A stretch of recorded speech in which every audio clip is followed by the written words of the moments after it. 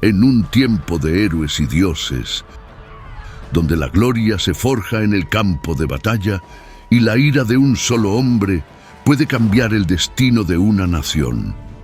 La guerra de Troya ha comenzado y los héroes se alzarán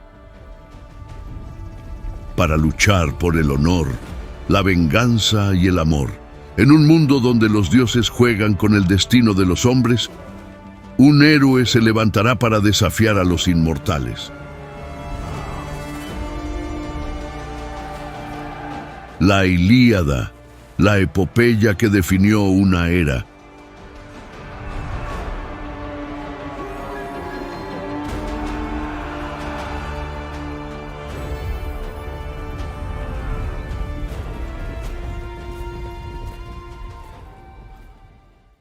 En los albores de la civilización occidental, mucho antes de que los ecos del pensamiento filosófico socrático comenzaran a resonar por las calles de Atenas, el mundo helénico ya encontraba su voz en las palabras de un poeta cuyo legado aún hoy sigue siendo fuente de inagotable inspiración y misterio. Homero, el legendario bardo que dio vida a las dos grandes epopeyas de la literatura griega antigua, la Ilíada y la Odisea, se erige no solo como un creador de narrativas inmortales, sino también como una figura central en la conformación de la conciencia cultural y espiritual de la Grecia arcaica. La Ilíada, su más antigua y en muchos sentidos su obra cumbre, no solo narra el furor de la guerra y las hazañas de héroes épicos, sino que, como una marea que se mueve bajo la superficie, contiene en sus versos una profunda meditación sobre el destino, el honor, el sufrimiento humano y la relación de los mortales con lo divino. Para entender a Homero y su obra, es imprescindible situarnos en el contexto de la Grecia arcaica, una época de transición en la que las polis, o ciudades-estado, empezaban a emerger como los centros políticos, militares y culturales que dominarían el panorama helénico en los siglos siguientes.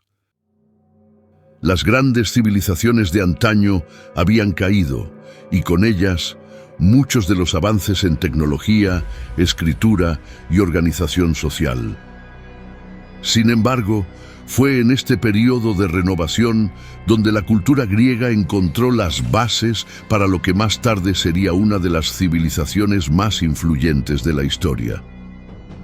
La sociedad griega estaba fuertemente dividida en clases, con una aristocracia que gobernaba sobre un gran número de campesinos y trabajadores. La guerra era una constante, no solo entre las ciudades-estado griegas, sino también en los enfrentamientos con pueblos extranjeros. El honor y la fama personal eran los valores más elevados, y la búsqueda de la inmortalidad a través de las hazañas heroicas constituía una aspiración central para los nobles guerreros de la época. Fue en este ambiente de rivalidades y luchas por la gloria donde surgió la épica homérica, reflejando las tensiones y los anhelos de una sociedad en la que la guerra y el conflicto no solo eran inevitables, sino fundamentales para la identidad misma de sus habitantes. La Ilíada, la obra más antigua atribuida a Homero, es un poema épico compuesto por más de 15.000 versos que relata los acontecimientos ocurridos durante el 10º y último año de la legendaria guerra de Troya. Sin embargo, a pesar de la guerra que sirve como telón de fondo, no es una simple crónica de batallas o una exaltación del conflicto bélico. Es, ante todo, una profunda reflexión sobre el sufrimiento humano, la naturaleza destructiva del orgullo y la inevitabilidad de la muerte. El origen de la guerra de Troya no comenzó con una disputa territorial ni con un conflicto por el poder político. Comenzó, como muchas de las tragedias humanas, con el corazón humano, con el deseo y la vanidad. Para entender cómo un evento tan catastrófico como la guerra de Troya se puso en marcha, debemos retroceder a una de las escenas más legendarias de la mitología griega, el juicio de París. Todo se inició en un banquete en el Olimpo, la morada de los dioses. Eris, la diosa de la discordia, fue excluida de las celebraciones nupciales entre el héroe Peleo y la diosa del mar Tetis, una unión que según la profecía traería al mundo al más grande de los héroes griegos.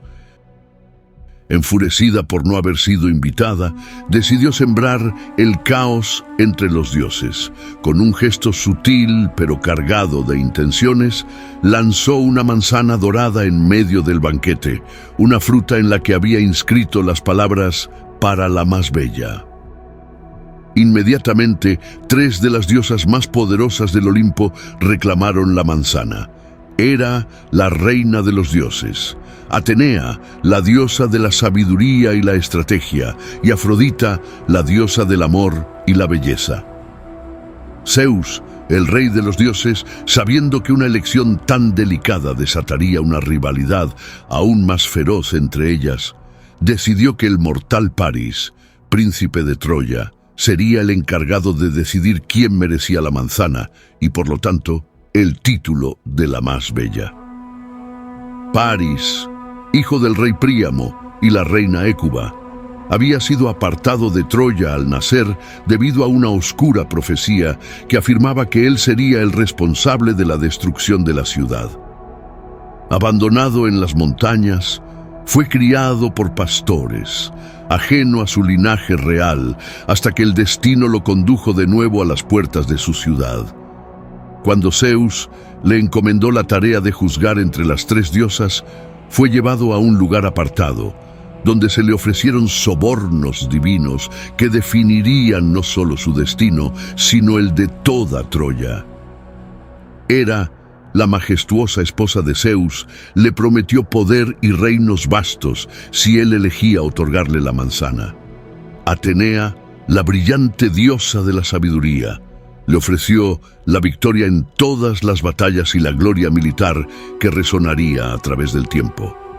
Pero Afrodita, con su encanto irresistible, apeló a un deseo más profundo y humano. Le prometió el amor de la mujer más bella del mundo, Helena, esposa del rey espartano Menelao. Seducido por la promesa de Afrodita, París le entregó la manzana dorada, un acto que, aunque aparentemente inofensivo, sellaría el destino de Troya y desataría una guerra que se prolongaría durante 10 años. Al otorgarle la victoria a Afrodita, había ofendido profundamente a Hera y a Atenea, 2 diosas con un poder inmenso y con una influencia directa en los asuntos mortales. La discordia sembrada entre las diosas no tardaría en manifestarse en el mundo terrenal, y el primero en sentir sus efectos fue París, quien pronto se embarcó en una fatídica misión a Esparta. Acompañado de la promesa de Afrodita, navegó hacia la costa griega con un séquito troyano, presentándose ante Menelao, rey de Esparta, bajo el pretexto de una visita diplomática. Menelao, confiado en la tradición de la hospitalidad griega, lo recibió en su palacio y le ofreció todos los honores debidos a un príncipe extranjero. Sin embargo, en la sombra de esta cortesía se gestaba la traición. Helena, la esposa de Menelao y la mujer más hermosa del mundo, quedó deslumbrada por la presencia y el encanto de París, pero fue la intervención de Afrodita lo que selló su destino. La diosa, fiel a su promesa, hizo que Helena cayera perdidamente enamorada de París, lo que condujo a uno de los actos más controvertidos de la mitología griega, el rapto de Helena. En una noche que cambiaría el curso de la historia, huyó de Esparta, llevándose consigo a Helena, ya sea que ella lo acompañara por voluntad propia, movida por la fuerza irresistible de Afrodita, o fuera secuestrada por la astucia de París. La leyenda deja espacio a la interpretación. Sin embargo, lo que resulta indiscutible es que este acto fue el catalizador directo de la guerra de Troya. En el vasto y turbulento paisaje de la épica griega, los héroes son figuras que trascienden lo ordinario. No son solo guerreros, sino encarnaciones de los ideales más elevados y las pasiones más intensas de su tiempo. De todos los héroes que participan en la guerra de Troya, Aquiles es, sin duda, el más complejo y enigmático.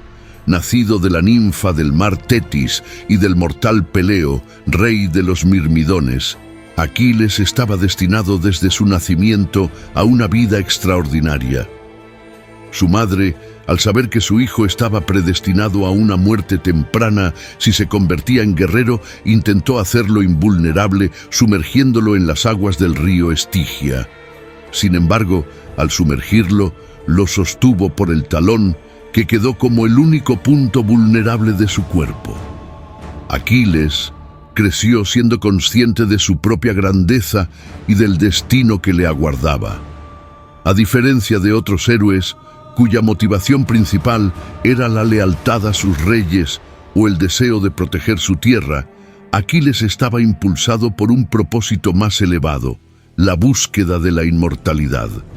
No una inmortalidad física, sino una inmortalidad a través del kleos, el concepto griego de la gloria.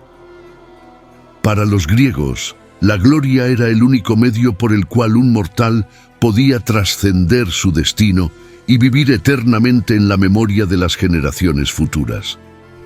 Aquiles sabía que si participaba en la guerra de Troya, su nombre sería recordado por siempre, pero también sabía que su participación lo condenaba a una muerte prematura. Ante esta elección, optó por la gloria eterna. Sin embargo, en la Ilíada, Homero nos presenta a un Aquiles en un punto crítico de su vida. Aunque ha viajado a Troya y se ha unido a la causa aquea, su orgullo y su ira lo llevan a apartarse del conflicto durante gran parte de la guerra. El conflicto entre él y Agamenón, el comandante en jefe de los griegos, es uno de los motores principales de la trama. En contraste con Aquiles, cuya motivación principal es la búsqueda de la gloria personal, Héctor, príncipe de Troya y comandante de sus ejércitos, es un héroe cuyo sentido del honor está profundamente ligado a su deber hacia su familia y su ciudad. Es, en muchos sentidos, el más noble de los personajes de la Ilíada. El código de honor de Héctor está profundamente ligado al concepto de Timé, la valoración personal que un hombre recibe por sus actos de valor y nobleza. Para él, abandonar la lucha sería una mancha en su honor que no podría soportar. Agamenón, rey de Micenas y líder supremo de la coalición aquea, representa una figura muy diferente a los héroes guerreros como Aquiles o Héctor. Mientras que Aquiles lucha por la gloria y Héctor por su patria, Agamenón está motivado principalmente por el poder y la ambición. Como comandante en jefe de la expedición griega a Troya, busca consolidar su posición como el más grande de los reyes aqueos y expandir su dominio a través de la conquista. Paris, el príncipe troyano, cuyo juicio y acciones desencadenaron la guerra, es un personaje muy diferente a los otros héroes que hemos explorado. A diferencia de Aquiles o Héctor, que son guerreros consumados, Paris es presentado como un personaje más inclinado hacia el deseo y la seducción que hacia el combate heroico. Su decisión de otorgar la manzana dorada a Afrodita lo coloca en el centro del conflicto, ya que esta elección le garantiza el amor de Helena, la mujer más bella del mundo, pero también provoca la ira de los aqueos y, en última instancia, la guerra de Troya. A pesar de sus defectos, Paris es un personaje trágico en el sentido de que, aunque desencadena el conflicto, parece ser incapaz de escapar de las consecuencias de sus decisiones. El mundo de los héroes de la guerra de Troya está regido por un código de honor que es, en muchos sentidos, el corazón de la civilización griega arcaica. Este código, basado en la búsqueda de la gloria, el respeto mutuo y el cumplimiento del deber, definía la vida de los hombres y mujeres de la época. Para los griegos, la venganza era no solo un acto de justicia, sino una obligación moral. El asesinato de un ser querido o una afrenta al honor no podía quedar sin respuesta. Los héroes de la Ilíada no solo luchan por la gloria, sino también por restaurar su honor cuando éste ha sido mancillado.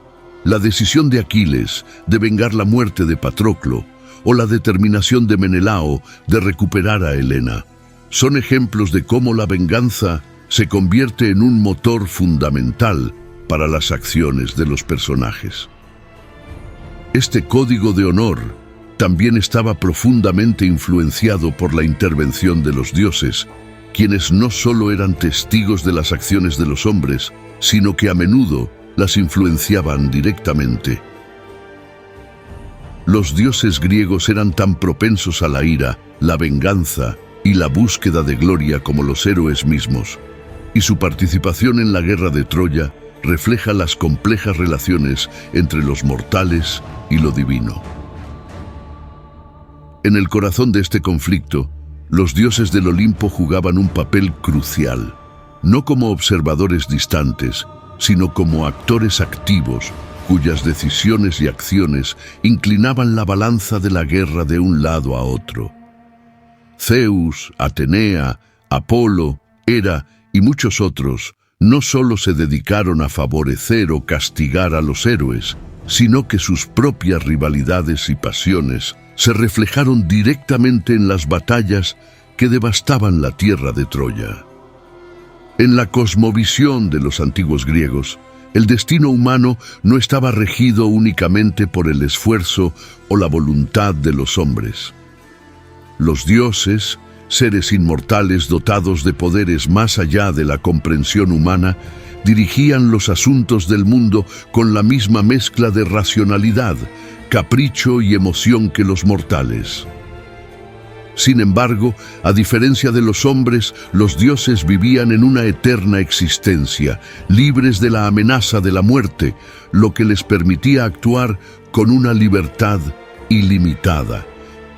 En la guerra de Troya, los dioses tomaron partido de manera descarada, inclinando las fuerzas de los griegos o los troyanos según sus propias preferencias, deseos y rivalidades personales.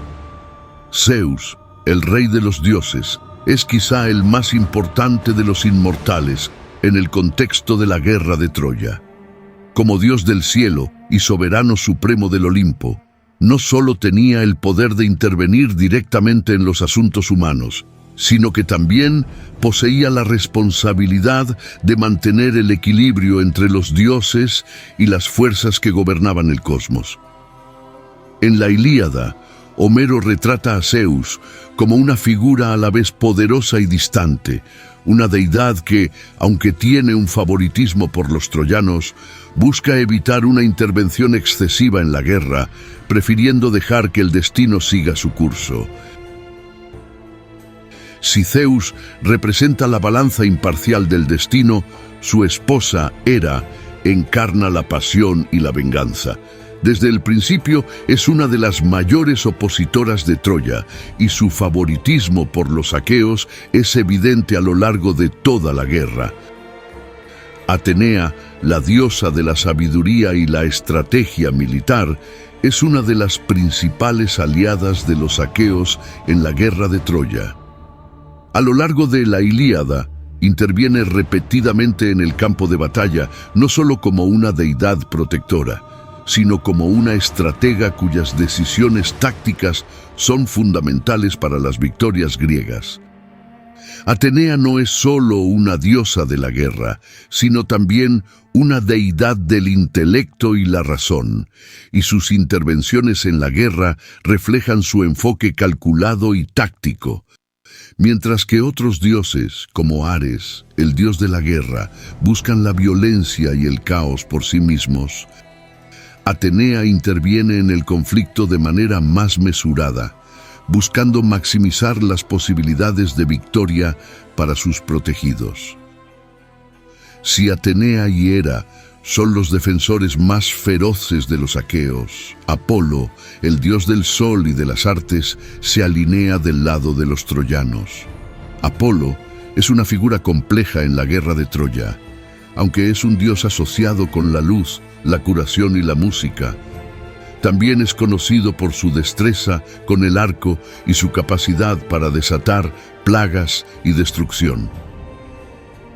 Su apoyo a los troyanos no solo se manifiesta en el campo de batalla, donde dispara sus flechas mortales contra los aqueos, sino también en su capacidad para traer plagas y enfermedades, como lo hizo al desatar una peste sobre el ejército griego en respuesta al ultraje de Agamenón contra su sacerdote Crises. Mientras que Atenea utiliza la estrategia y el intelecto para guiar a los aqueos hacia la victoria, Apolo emplea su poder destructivo de manera más visceral, inclinando la balanza de la guerra en favor de los troyanos cuando lo considera necesario. Ares, el dios de la guerra, es otro de los actores divinos, aunque su papel es significativamente diferente al de Apolo o Atenea. No tiene una afiliación constante con ninguno de los bandos, y en su naturaleza caótica y violenta, simboliza la brutalidad y el caos inherentes al combate.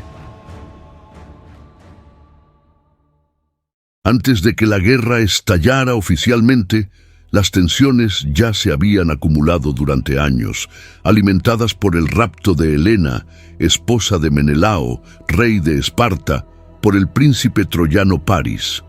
Este acto fue el catalizador del conflicto, pero lo que convirtió esta ofensa en una guerra épica fue el poderoso pacto que unió a los reyes de toda Grecia bajo una sola bandera. Este pacto, sellado años antes del secuestro de Helena, obligaba a los pretendientes de la hermosa reina espartana a defender el honor de su esposo si alguna vez fuera traicionado. Agamenón, el hermano mayor de Menelao y el rey de Micenas, vio en esta afrenta una oportunidad para consolidar su poder sobre el mundo griego. Reuniendo a los reyes y héroes más poderosos de Grecia, formó una alianza sin precedentes destinada a recuperar a Helena y castigar a Troya. Entre los aliados griegos se encontraban algunos de los héroes más famosos de la mitología: Aquiles, el más grande de los guerreros; Odiseo, el astuto rey de Ítaca; Áyax el grande y Áyax el menor, formidables combatientes; Diomedes, el príncipe de Argos, cuya valentía era legendaria; y Néstor, el anciano rey de Pilos, conocido por su sabiduría. Juntos lideraron un ejército compuesto por miles de guerreros y una flota de más de 1000 naves que partieron desde Áulide hacia las costas de Troya. Sin embargo, los dioses no iban a permitir que esta invasión procediera sin obstáculos. En el camino, la flota griega fue detenida por la falta de vientos favorables, una señal clara de la ira de Artemisa, la diosa de la caza, quien exigió un sacrificio a Agamenón para que los vientos soplaran de nuevo. Este sacrificio que implicó la muerte de Ifigenia, la hija de Agamenón. A su llegada, los griegos se encontraron ante una ciudad fortificada y preparada para la defensa. Troya, situada estratégicamente en la entrada del Helesponto, había prosperado durante siglos como un centro de comercio y poder, y sus murallas, construidas según la leyenda por los dioses Apolo y Poseidón, eran casi inexpugnables. Los griegos, liderados por Agamenón, comenzaron un sitio que se prolongaría mucho más allá de lo que cualquiera de los bandos había anticipado. En este primer año, las esperanzas de una rápida victoria se desvanecieron cuando quedó claro que Troya no caería fácilmente. Durante este periodo, los combates se centraron en escaramuzas y batallas menores a las afueras de la ciudad, donde los griegos intentaron debilitar las defensas troyanas. Sin embargo, los troyanos, liderados por Héctor, ofrecieron una resistencia formidable. A diferencia de su hermano Paris, Héctor era el ideal del héroe troyano, valiente, honorable y dedicado a la defensa de su ciudad y su familia. Bajo su liderazgo, los troyanos no solo resistieron, sino que también llevaron a cabo incursiones contra las fuerzas griegas, infligiendo bajas significativas y frustrando los intentos de los aqueos de romper las defensas de la ciudad. Con el paso de los años, la guerra de Troya se convirtió en una batalla de resistencia, y los conflictos abiertos dieron paso a largos periodos de estancamiento.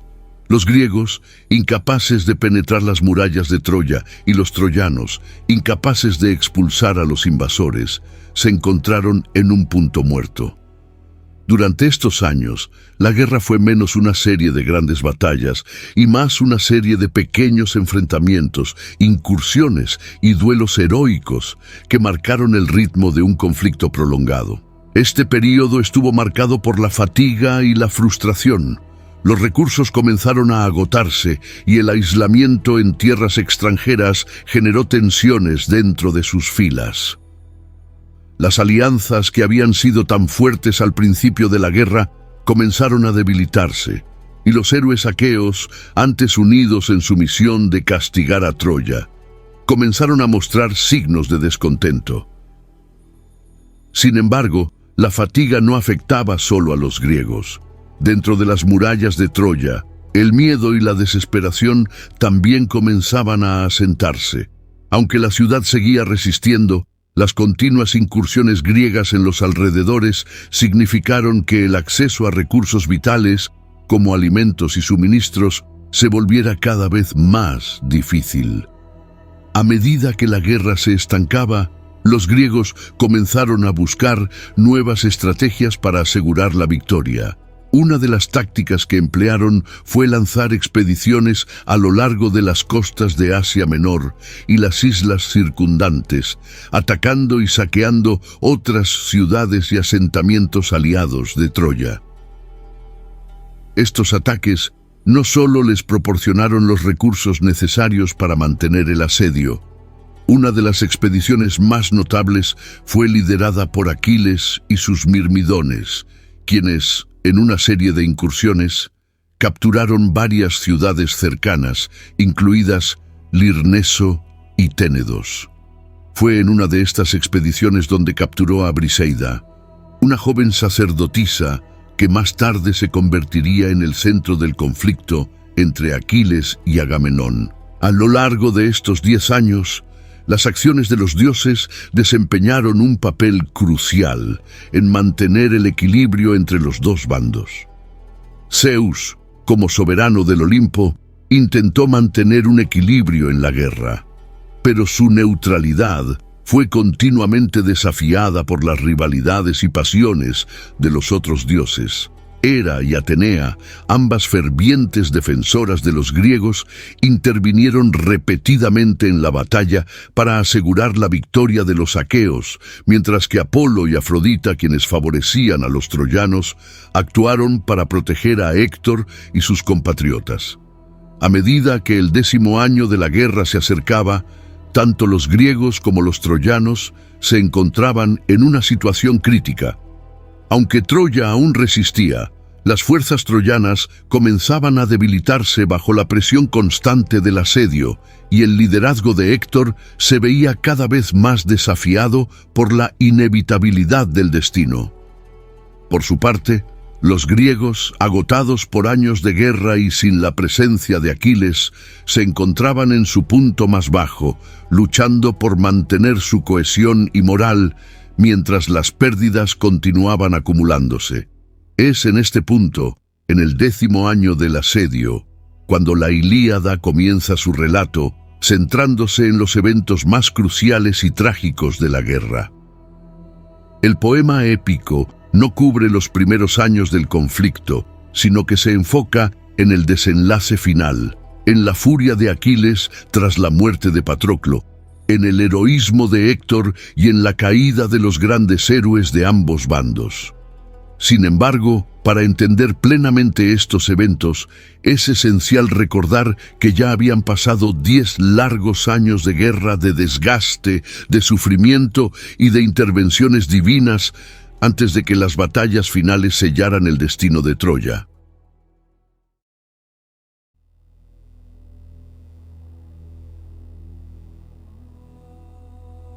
La Ilíada comienza con un grito cargado de furia y destino. Canta, oh diosa, la cólera de Aquiles. Desde sus primeras palabras, Homero establece el tono de la épica, una obra que no trata simplemente de la guerra, sino de las pasiones más profundas que mueven a los hombres y determinan su destino.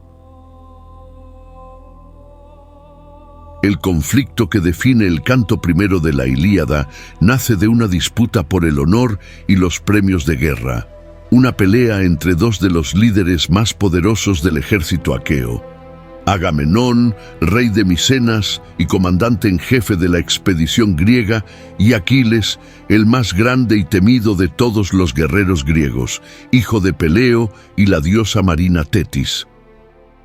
La tensión entre ambos hombres estalla cuando Criseis, la hija de Crises, un sacerdote del dios Apolo, es tomada como botín por Agamenón. Crises suplica a los griegos por la liberación de su hija, ofreciendo generosos rescates, pero su petición es rechazada de manera arrogante. En respuesta, Apolo, enfurecido por la afrenta a su sacerdote, desata una plaga sobre el campamento aqueo. Durante 9 días, las flechas del dios caen sobre los griegos, trayendo la muerte y la desesperación. Ante la devastación causada por la plaga, los líderes aqueos convocan un concilio. Durante este encuentro, Calcas, el adivino del ejército, revela que Apolo no retirará su ira hasta que Criseis sea devuelta a su padre sin rescate. Aunque inicialmente Agamenón se niega a ceder, bajo la presión de sus aliados, finalmente acepta devolver a la prisionera, pero con una condición: exige una compensación por su pérdida, un premio que iguale el valor de la joven que había tomado como su esclava. Aquiles, furioso por la arrogancia de éste, se alza durante el consejo y critica la codicia del rey, señalando que todos los premios de guerra ya han sido repartidos y que no hay botines adicionales que puedan entregarse en compensación. Sugiere que Agamenón espere hasta que los griegos tomen Troya y dividan nuevamente los tesoros, pero Agamenón, en su soberbia, se niega a esperar. En cambio, declara que tomará el premio de Aquiles. Aquiles, el más poderoso y temido de los guerreros griegos, no podía soportar tal deshonra. La Ilíada nos muestra a Aquiles luchando con su ira y su orgullo herido. Mientras Agamenón insiste en su derecho como líder a reclamar su premio, el héroe se enfrenta a una decisión crucial: ceder a la humillación o rebelarse contra la autoridad de Agamenón. Enfurecido, lanza una feroz reprimenda contra Agamenón, llamándolo codicioso y egoísta, y acusándolo de aprovecharse del trabajo de los guerreros sin arriesgar su propia vida en el campo de batalla. Agamenón, lejos de retroceder, persiste en su decisión, ordenando a sus heraldos que vayan al campamento de Aquiles y tomen a Briseida. En su ira, considera matar a Agamenón allí mismo, desenvainando su espada. Pero es detenido por la intervención de Atenea, la diosa de la sabiduría y la estrategia, quien lo insta a contenerse y dejar que la justicia divina se haga cargo en su debido momento. Atenea le asegura que su honor será restaurado, pero Aquiles, aún consumido por la cólera, siente que su dignidad ha sido irreparablemente dañada. tras la humillación sufrida, toma una decisión que cambiará el curso de la guerra. Se retira del campo de batalla. En su retiro, invoca a su madre, Tetis, suplicándole que interceda ante Zeus para que los troyanos obtengan la ventaja en la guerra, de modo que los griegos sufran la ausencia de su mejor guerrero y se den cuenta de la magnitud de su error al deshonrarlo, y así se retira a su tienda, negándose a participar en la batalla. Tetis, angustiada por el sufrimiento de su hijo, acude a Zeus en el monte Olimpo. En su encuentro con Zeus, apela no solo a la justicia, sino también a la deuda personal que el dios tiene con ella. Le recuerda cómo, en el pasado, ella lo salvó de ser derrocado por una rebelión de otros dioses, cuando Hera, Poseidón y Atenea conspiraron para encadenarlo. Fue gracias a la intervención de Tetis que Zeus pudo mantener su poder y restaurar su dominio sobre el Olimpo. Ahora pide que le devuelva el favor, no por ambición personal, sino por el amor que siente por su hijo. Zeus, consciente de la deuda que tiene, escucha su súplica con seriedad. Sin embargo, el pedido lo coloca en una posición incómoda. Si bien Zeus tiene el poder de inclinar la guerra a favor de los troyanos, sabe que esta decisión provocará la ira de Hera, su esposa, quien apoya fervientemente a los griegos.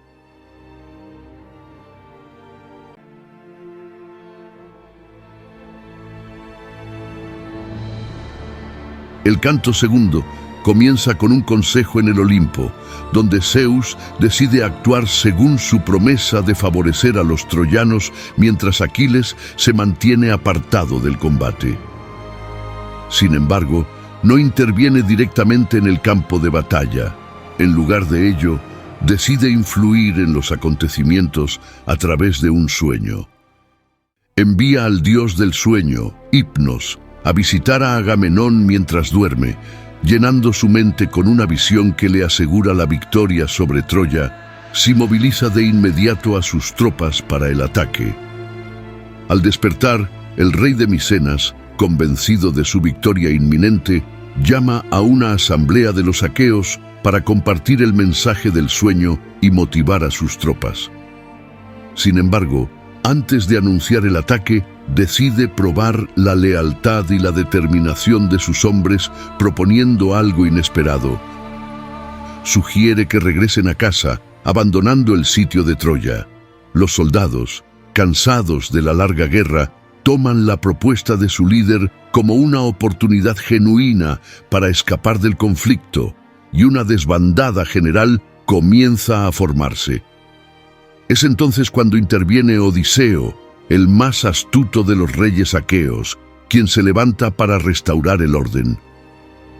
Odiseo, sabiendo que abandonar el sitio sería deshonroso y condenaría a los griegos a la derrota, recorre el campamento, reprendiendo a los soldados y recordándoles su deber y su juramento.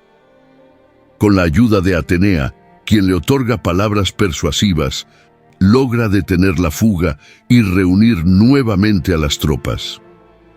Con las tropas restauradas y preparadas para la batalla, Homero nos conduce a uno de los pasajes más famosos y detallados de la Ilíada, el catálogo de las naves. El catálogo comienza con Beocia, bajo el mando de Leitos y Penéleo, cuyos guerreros vienen de ciudades como Arma y Orcomeno. A partir de allí, la lista continúa con las grandes ciudades del Peloponeso, como Argos y Esparta, cuyas tropas son lideradas por Diomedes y Menelao, respectivamente. Los contingentes se extienden por toda Grecia, desde Creta hasta Tesalia, mostrando la diversidad y el alcance del ejército griego. Cada contingente tiene su propio líder heroico, y cada líder representa una virtud o característica que define el etos guerrero de los griegos. Ayax el Grande, el rey de Salamina, es presentado como el guerrero más alto y fuerte del ejército griego, mientras que Odiseo, el rey de Ítaca, destaca por su astucia y sabiduría. Néstor, el anciano rey de Pilos, es venerado por su experiencia y sabiduría, un consejero vital para los aqueos. La lista culmina con el contingente de Micenas, liderado por Agamenón, quien, como líder supremo, trae el mayor número de hombres y naves a la guerra. Mientras los aqueos se agrupan bajo el liderazgo de Agamenón, los troyanos, con Héctor a la cabeza, se preparan para enfrentarlos en las llanuras, fuera de las murallas de Troya. La tensión entre ambos ejércitos alcanza su punto máximo, y la guerra, que hasta ahora ha estado marcada por escaramuzas y asaltos menores, se prepara para escalar a una batalla de proporciones épicas. El canto cuarto es donde la intervención de Hera y Atenea comienza a materializarse. Las dos diosas, decididas a actuar en nombre de los griegos, se dirigen a las llanuras de Troya para incitar un conflicto que desencadene una nueva batalla. Deciden utilizar a Pandaro, un arquero troyano, como su peón en este juego divino.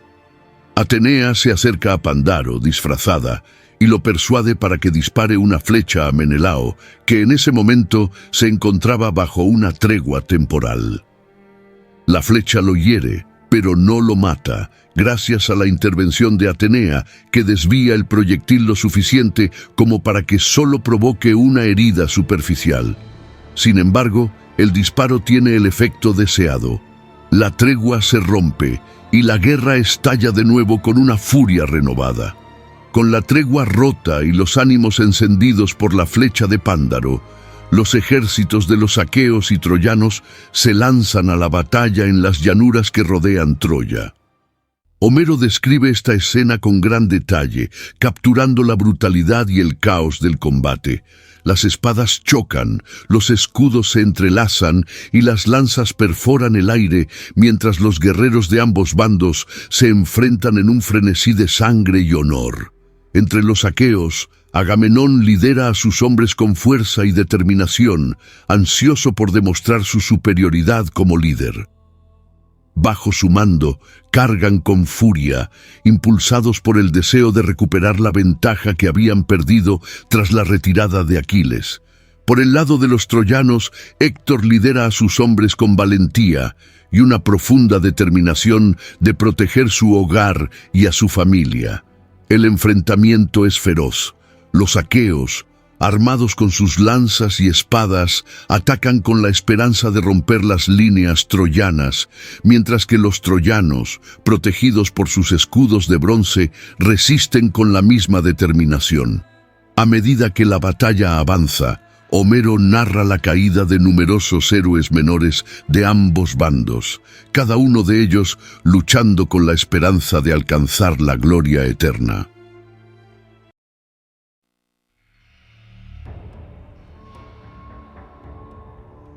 En el canto quinto, Homero nos presenta un día que será conocido como el Día de Gloria de Diomedes, un momento en el que el joven rey de Argos se alza como el héroe más temido entre los aqueos.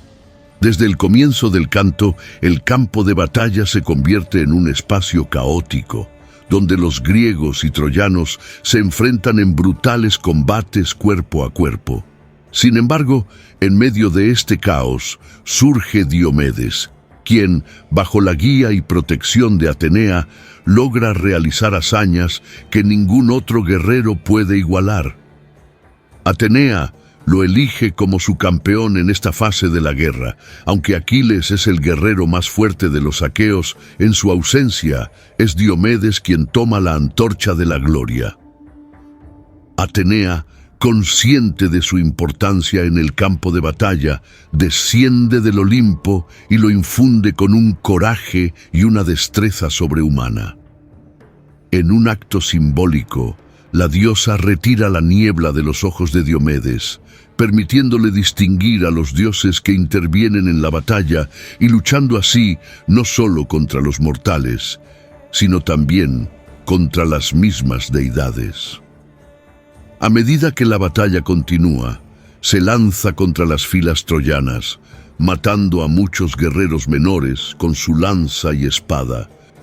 Sin embargo, su primer gran enfrentamiento es contra Pándaro, el arquero troyano que había roto la tregua al disparar una flecha a Menelao en el canto 4. Pándaro, orgulloso de su destreza con el arco, lo desafía, lanzando una flecha directa al héroe aqueo. La flecha lo hiere en el hombro, pero lejos de debilitarlo, esta herida enciende aún más su furia.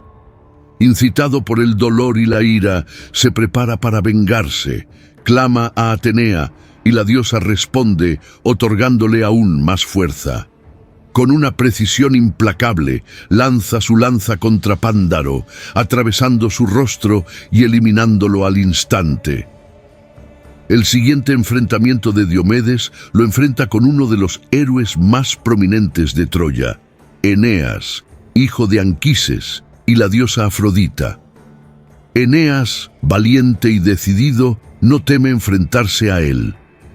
Ambos guerreros se enfrentan en combate, pero Diomedes lo logra herir gravemente golpeándolo en la cadera con una gran roca. Cuando Eneas cae al borde de su fin, es su madre, Afrodita, quien interviene para salvarlo. La diosa desciende al campo de batalla, envuelve a Eneas en su manto y trata de llevarlo a salvo fuera del combate. Sin embargo, Diomedes, aún cegado por la furia, no muestra piedad ni respeto por la deidad. Guiado por Atenea, lanza su lanza contra Afrodita, hiriéndola en la muñeca y obligándola a soltar a su hijo. Tras herir a Afrodita, continúa su carnicería entre las filas troyanas. La intervención divina no cesa y Ares, el dios de la guerra, se une a los troyanos, luchando codo a codo con ellos para resistir el avance aqueo. Ares, quien disfruta del caos y la destrucción de la guerra, interviene directamente en la batalla, protegiendo a los troyanos y causando grandes bajas entre los griegos. Sin embargo, Diomedes no se detiene ante la presencia de Ares. En uno de los momentos más impactantes de la Ilíada, enfrenta directamente al dios de la guerra en el campo de batalla. Arroja su lanza con una fuerza tremenda, atravesando el cuerpo de Ares y hiriéndolo gravemente. El dios de la guerra, herido y humillado, lanza un grito que resuena por todo el campo de batalla. Su herida lo obliga a retirarse y asciende al Olimpo para quejarse ante Zeus de la intervención de Atenea. A medida que la batalla avanza, la furia de Diomedes comienza a decaer. Aunque ha infligido grandes bajas entre los troyanos y ha herido a 2 dioses, Atenea, consciente de los límites del poder humano, le ordena que se retire antes de que desafíe su destino y provoque la ira de Zeus. Diomedes, obediente a la diosa, se retira temporalmente del combate, habiendo alcanzado el clímax de su hazaña. El impacto de las hazañas de Diomedes no se limita a los aqueos. Entre los troyanos, la presencia del joven causa terror y desmoralización.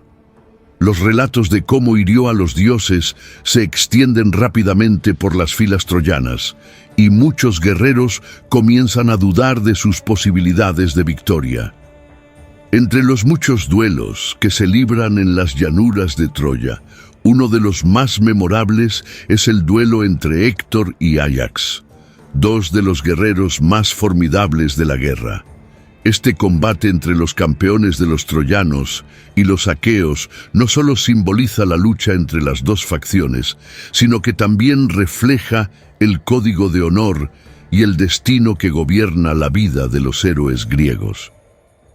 Áyax, hijo de Telamón, es uno de los guerreros más poderosos y temidos entre los griegos, conocido por su fuerza colosal y su habilidad con el escudo y la lanza. Al igual que Héctor, Áyax representa el ideal del guerrero griego, fuerte, valiente y comprometido con la victoria de su pueblo. Cuando se encuentran en el campo de batalla, la tensión es palpable. Ambos guerreros son gigantes entre sus respectivos ejércitos y su duelo será observado con gran expectación por ambos bandos. La descripción de Homero de este enfrentamiento destaca no solo la fuerza física de los guerreros, sino también su respeto mutuo y el código de honor que gobierna sus acciones. Ambos héroes comienzan el duelo arrojando sus lanzas con gran precisión. Héctor es el primero en atacar, lanzando su lanza directamente hacia Áyax. Sin embargo, la fuerza su escudo, que es descrito por Homero como tan grande y fuerte como una torre, desvía el ataque. Áyax, en respuesta, lanza su propia lanza contra Héctor, golpeando su escudo y atravesando las capas exteriores, aunque sin llegar a herir al príncipe troyano. El duelo continúa con ambos guerreros mostrando su destreza en el combate. Cuando sus lanzas se rompen en el fragor de la batalla, ambos hombres se acercan aún más para luchar con espadas. El enfrentamiento es feroz y equilibrado. Ninguno de los dos puede obtener una ventaja decisiva. Áyax, utilizando su gran estatura y fuerza, logra derribar a Héctor momentáneamente al golpearlo con una roca, pero Héctor, incansable, se levanta para continuar la lucha. Al final, el duelo entre ellos no concluye con una muerte, sino con un acuerdo. Los heraldos de ambos ejércitos intervienen para detener el combate, y Héctor y Áyax se separan, habiéndose ganado el respeto mutuo. En los cantos sexto y séptimo, Zeus se enfrenta a las constantes presiones de los otros dioses, especialmente de Hera y Atenea, quienes le exigen que intervenga a favor de los aqueos. Hera, particularmente, no está dispuesta a aceptar la derrota de los griegos, y su relación con Zeus, ya tensa por la infidelidad y las rivalidades, se vuelve aún más conflictiva a medida que la guerra avanza. En un momento decisivo, convoca una asamblea de los dioses en el Olimpo para discutir el curso de la guerra. Durante esta reunión, deja en claro que, aunque otros dioses pueden tener sus favoritos, solo él tiene la última palabra sobre el destino de Troya. Sin embargo, en un gesto de equilibrio, permite que los demás dioses intervengan de manera limitada, asegurando que ninguno de los dos bandos gane una ventaja abrumadora.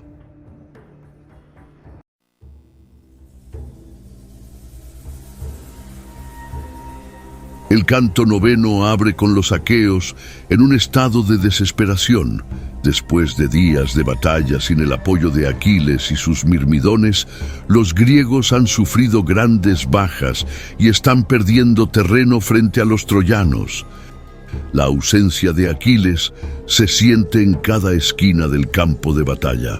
Aunque héroes como Diomedes y Áyax han realizado hazañas impresionantes, el vacío dejado por el mayor de los guerreros aqueos es evidente.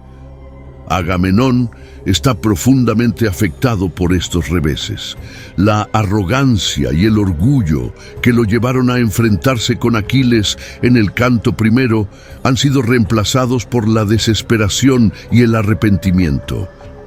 Sabiendo que solo Aquiles puede salvarlos de la destrucción inminente, convoca a un consejo de guerra para discutir el estado del ejército y considerar sus opciones. En este consejo, propone algo que habría sido impensable en su momento de mayor orgullo. Está dispuesto a disculparse ante Aquiles y ofrecerle enormes recompensas para que regrese al combate. En el consejo, Néstor, el anciano y sabio rey de Pilos, es quien sugiere que envíe una embajada a Aquiles para tratar de reconciliarse con él. Néstor, quien ha sido un consejero crucial para los aqueos durante toda la guerra, entiende mejor que nadie la importancia de la figura de Aquiles en la lucha. Su propuesta es clara. Agamenón debe reconocer el error de haber humillado a Aquiles al quitarle a Briseida su premio de guerra y ofrecer una compensación adecuada. Esta compensación incluiría no solo la devolución de Briseida, sino también una vasta cantidad de riquezas y honores que simbolizarían el arrepentimiento de Agamenón y la restauración del honor de Aquiles. Agamenón, desesperado por salvar a su ejército, acepta la propuesta. Promete ofrecer a Aquiles riquezas incalculables, entre ellas 7 trípodes, 10 talentos de oro, 20 calderos, 12 caballos de carreras y 7 mujeres de Lesbos, además de la devolución de Briseida sin haberla tocado. También ofrece la posibilidad de que se case con una de sus hijas y regrese triunfante a Argos, donde gobernaría sobre varias ciudades. Con la oferta decidida, el siguiente paso es enviar una embajada a Aquiles, quien ha permanecido alejado del combate, enfurecido y apartado en su campamento junto a sus mirmidones. Los encargados de esta misión diplomática son 3 de los héroes más respetados entre los aqueos: Ulises, Fénix, el anciano tutor de Aquiles, quien lo crió y educó como a un hijo, y Áyax el Grande. Cuando la embajada llega al campamento de Aquiles, lo encuentran junto a su fiel amigo Patroclo, tocando la lira y cantando sobre los antiguos héroes. El primero en hablar es Ulises, quien, como era de esperar, emplea su retórica y su lógica para tratar de persuadirlo. Comienza recordándole los horrores que están sufriendo los aqueos sin su ayuda, describiendo cómo Héctor ha llevado a los troyanos hasta las mismas naves griegas, poniendo en peligro todo el esfuerzo de los últimos años. También detalla la oferta de Agamenón, describiendo las riquezas y las compensaciones que se le ofrecerían si accede a regresar. Le recuerda que Agamenón ha reconocido su error y está dispuesto a restaurar su honor ante todo el ejército. Sin embargo, a pesar de la elocuencia de Ulises, Aquiles permanece inflexible. Su respuesta refleja el profundo rencor que siente hacia Agamenón.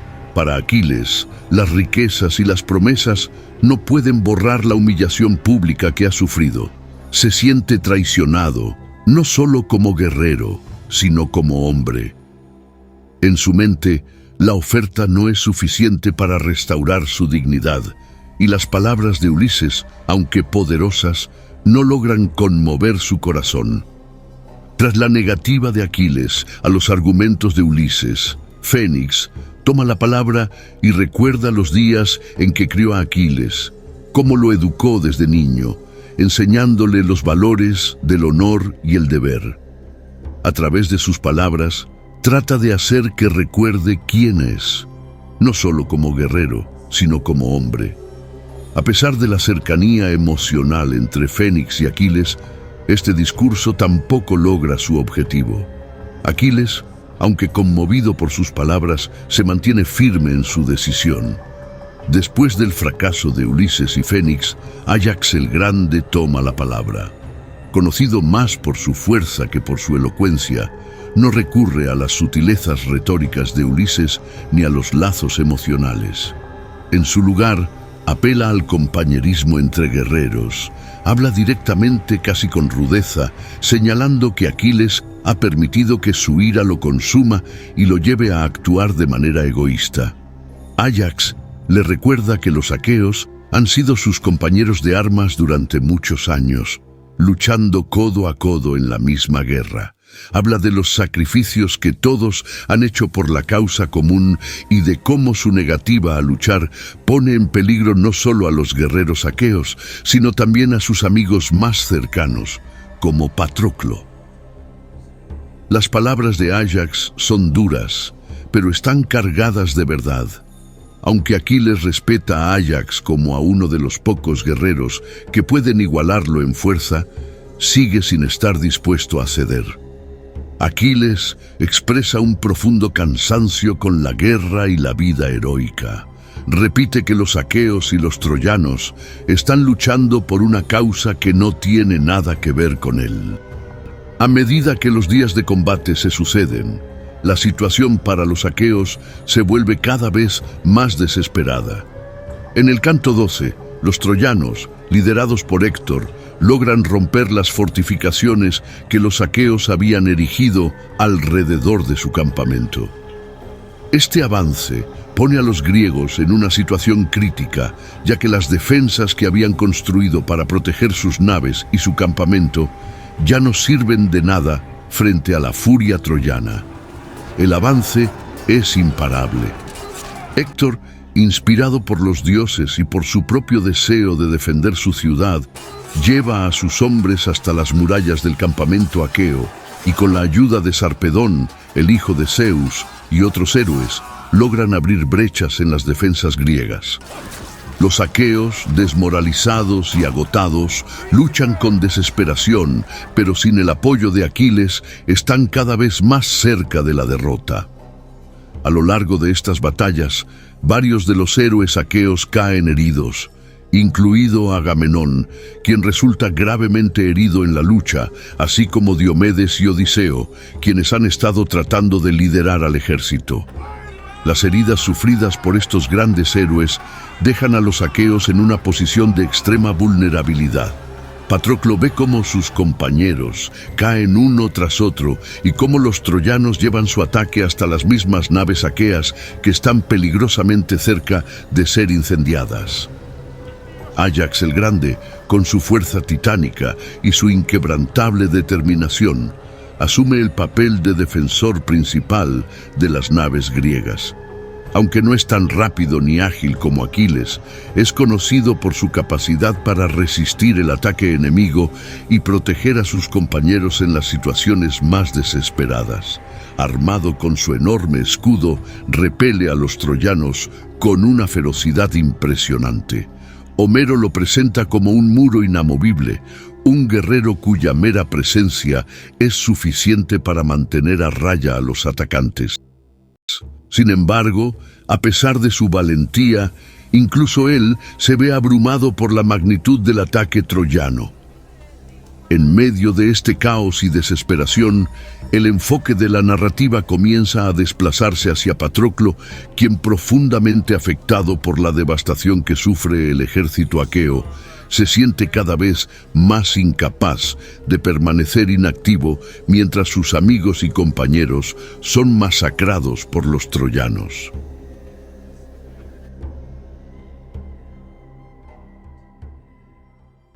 En un momento cargado de emoción, Patroclo se acerca a Aquiles y le ruega que lo deje ponerse su armadura y liderar a los mirmidones, la élite de los guerreros de Aquiles, en el campo de batalla. La idea de Patroclo es simple pero audaz. Si los troyanos ven la armadura de Aquiles en el campo de batalla, creerán que el héroe ha regresado y huirán aterrorizados. Aquiles, aunque reacio, finalmente accede. Sabe que no puede seguir viendo cómo los aqueos son aniquilados, y aunque su orgullo le impide regresar él mismo al combate, permite que Patroclo tome su armadura. Sin embargo, le advierte a Patroclo que no se deje llevar por el impulso del combate. Su misión es defender las naves y repeler a los troyanos, no lanzarse a una ofensiva que lo exponga al peligro. Cuando Patroclo entra en el campo de batalla vestido con la armadura, el efecto es inmediato. Los troyanos, que durante días habían luchado sin enfrentar resistencia real, ven la figura del supuesto Aquiles acercándose y comienzan a retroceder. El temor se apodera de ellos y el avance que parecía imparable se detiene. Los guerreros troyanos creen que Aquiles ha regresado y que su furia será suficiente para destruirlos. Héctor, sin embargo, no se deja intimidar fácilmente. Aunque los troyanos están asustados, mantiene la calma y sigue liderando a sus hombres. Patroclo, envalentonado por su éxito inicial, comienza a superar los límites que Aquiles le había impuesto.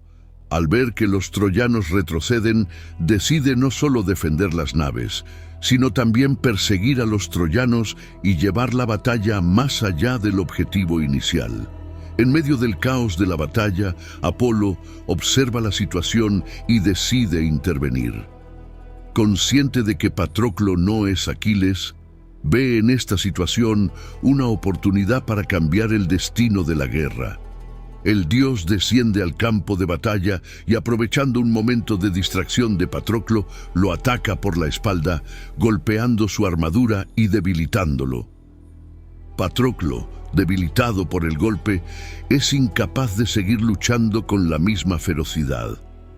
Héctor, quien hasta este punto había sido testigo de la batalla, aprovecha la oportunidad y se lanza contra Patroclo. En un combate feroz, Héctor ataca a Patroclo, clavando su lanza en su cuerpo y quitándole la vida. En sus últimos momentos, Patroclo revela la verdad a Héctor. No fue Aquiles quien te enfrentó, sino su amigo Patroclo. Cuando Aquiles recibe la noticia, su reacción es de dolor absoluto y una furia devastadora. La pérdida de su amigo más cercano lo sume en un estado de duelo que lo consume completamente, y la tristeza que siente se convierte rápidamente en una cólera mortal.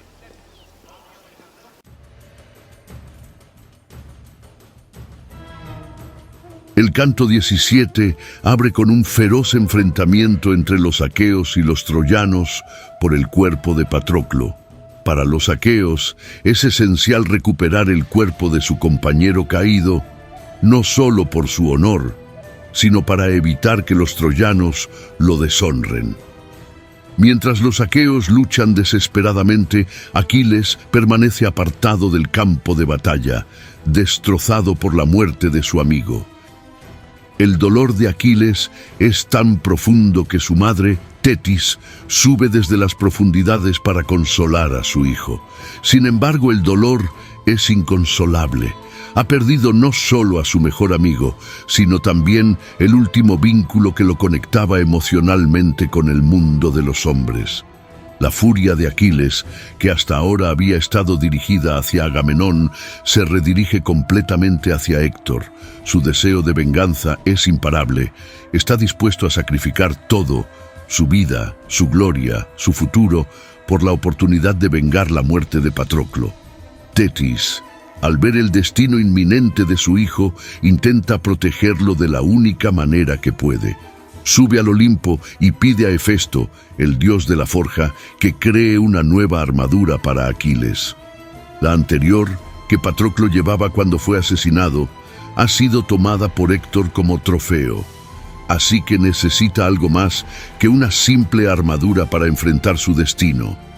Necesita una armadura digna de un semidios, forjada por manos divinas y cargada de poder y simbolismo. El canto 18 es uno de los más memorables de la Ilíada, ya que incluye la detallada y poética descripción de la nueva armadura de Aquiles, forjada por Hefesto. La armadura, compuesta por un yelmo dorado, un peto de bronce radiante y un nuevo escudo, es una obra maestra de la artesanía divina. Hefesto graba en el escudo escenas del cosmos, representando tanto la vida en paz como la vida en guerra, las estrellas en el cielo, los ciclos de la naturaleza y la batalla misma. Una vez que Tetis entrega la armadura a su hijo, Aquiles vuelve a enfocar su mente en el campo de batalla. Después de recibir su armadura divina, realiza un juramento solemne. Vengará la muerte de Patroclo eliminando a Héctor. Su ira es tan poderosa que incluso los dioses comienzan a preocuparse por el destino de los troyanos. Antes de marchar hacia el combate, Aquiles realiza los ritos funerarios para Patroclo. Aunque aún no puede enterrar el cuerpo de su amigo, debido al inminente duelo con Héctor, promete que no descansará hasta que lo haya vengado. En los cantos 17 a 20 de la Ilíada, el épico enfrentamiento entre Héctor y Aquiles marca el clímax de la guerra de Troya. El duelo entre los héroes no es solo una batalla, sino un choque de fuerzas simbólicas. La defensa de Troya frente a la venganza ciega de Aquiles. Aquiles, con su nueva armadura forjada por Hefesto, aparece como un ser imparable.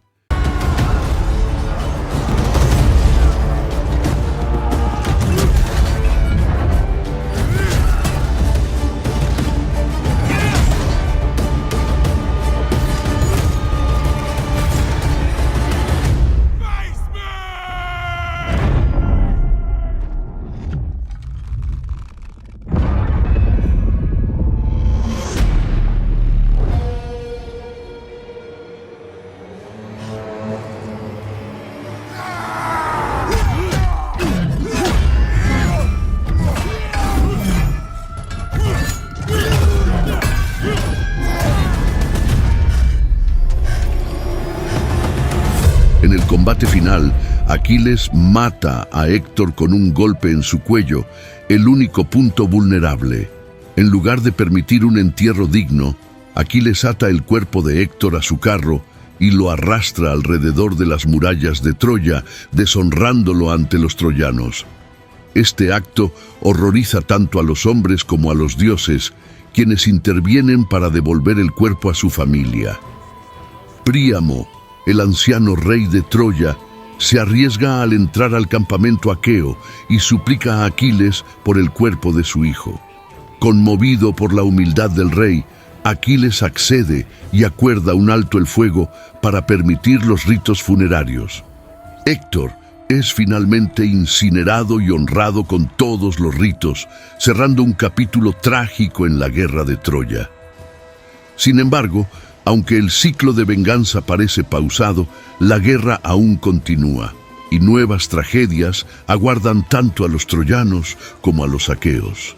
Los cantos 21 a 24 de la Ilíada cierran la epopeya con una nota de reconciliación y humanidad. Tras la muerte de Héctor, la deshonra de su cuerpo y la ira desmedida de Aquiles, la historia encuentra su resolución en el encuentro entre Aquiles y Príamo, donde la compasión finalmente supera a la venganza. El funeral de Héctor simboliza el fin de una era para Troya, mientras que los juegos funerarios de Patroclo y la devolución del cuerpo de Héctor reflejan la restitución del honor en medio de la tragedia de la guerra. El final de la Ilíada no es una conclusión de la guerra, sino una reflexión sobre la naturaleza del heroísmo, la mortalidad y el destino. Los grandes héroes de la epopeya, Aquiles y Héctor, representan las dos caras del mismo destino trágico. Ambos luchan por lo que creen, ambos enfrentan su destino con valentía y ambos son recordados por su grandeza, pero también por su humanidad. Homero cierra su relato con una lección intemporal. En la guerra no hay verdadera victoria, solo pérdida, dolor y, en el mejor de los casos, un momento de compasión compartida que trasciende las rivalidades y la destrucción.